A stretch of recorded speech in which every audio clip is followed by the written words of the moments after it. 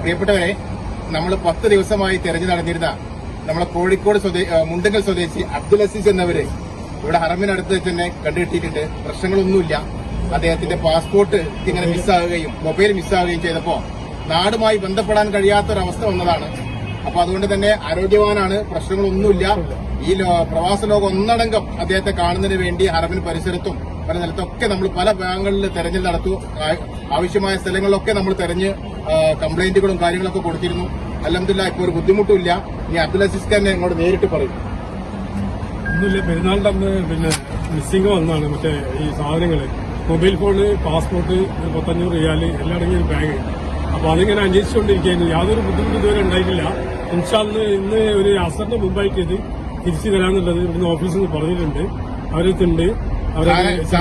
ഇവിടെ ഹറമിന്റെ അടുത്തുള്ള ഒരു സ്ഥലത്ത് ഇവിടെ അമാനാത്ത് വെക്കുന്ന സ്ഥലത്ത് ഓഫീസിലുണ്ട്. ഇൻഷാല്ലാ അസറിന് ശേഷം പാസ്പോർട്ടും അനുബന്ധ രേഖകളും ഒക്കെ തിരിച്ചു കിട്ടും. അതോടുകൂടിയിട്ട് നമ്മുടെ അസീസ്ക ഹാപ്പിയാണ്.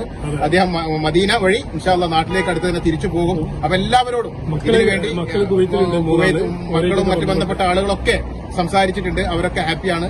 മറ്റുള്ള ഒന്നും ഒരു ബുദ്ധിമുട്ടൊന്നുമില്ല. പാസ്പോർട്ട് ലഭിക്കുന്നതോട് കൂടിയിട്ട് ഇൻഷാല്ലാ മദീന പോവുകയും മദീന വഴി അദ്ദേഹം നാട്ടിലേക്ക് തിരിച്ചു പോകും എന്ന് കൂടി നിങ്ങൾ എല്ലാവരും അറിയിക്കുകയാണ്. ഈ വിഷയത്തിൽ തെരഞ്ഞവർക്കും എല്ലാവർക്കും നന്ദി രേഖപ്പെടുത്തുകയാണ്.